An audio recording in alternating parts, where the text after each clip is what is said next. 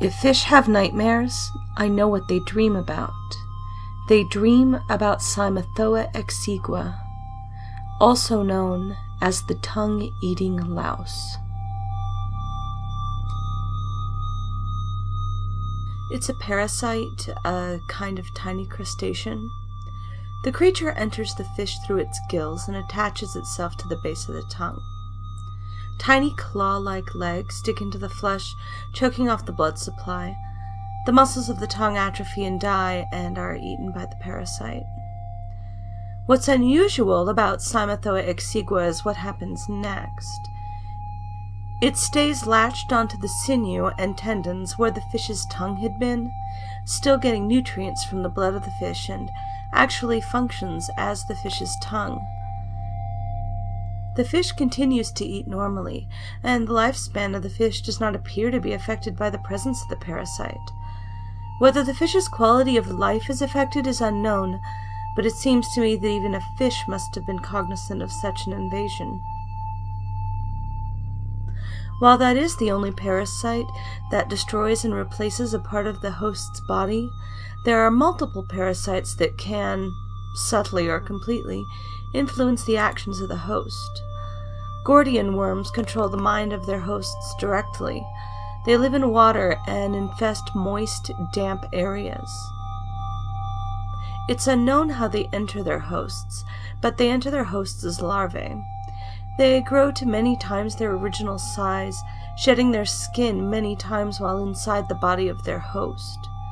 When they're ready to return to the water, the parasites then infect the mind of the host organism, compelling it to drown itself. Science is unable to explain how the parasite is able to accomplish this.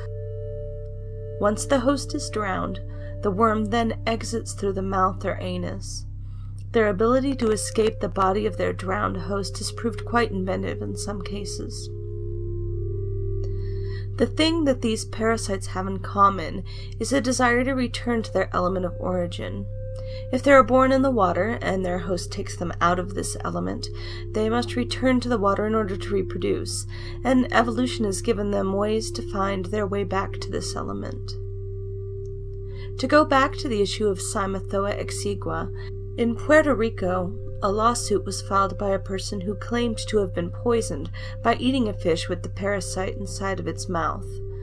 This lawsuit was dismissed as it was determined that people who eat fish likely consume Cymathoa exigua all the time and never realize it, and the parasite is not harmful to humans.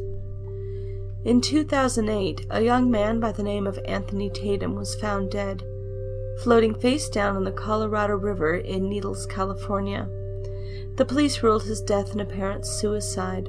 There was no note, there was no struggle. Witnesses said that he jumped off the Colorado River Bridge of his own free will. The case appeared to be open and shut, except Tatum's mother swore that her son did not commit suicide. She swore that he was a happy, well-adjusted young man. He had a job he liked and a girlfriend he loved, that he'd never exhibited any signs of depression or mental illness, no history of drug or alcohol abuse. His girlfriend, too, came forward and confirmed all of this, that Anthony had been a content, happy person. Most people speculated that he must have had some sort of secret life no one knew about. Maybe he'd had outstanding debts to someone who would have done a much worse job on him than he did on himself. No one really knew for sure. Everyone expected some dark secret from his past to emerge, but none ever did. The autopsy confirmed the girlfriend's and mother's statements that Tatum had been drug-free. There were no illicit substances found in his system.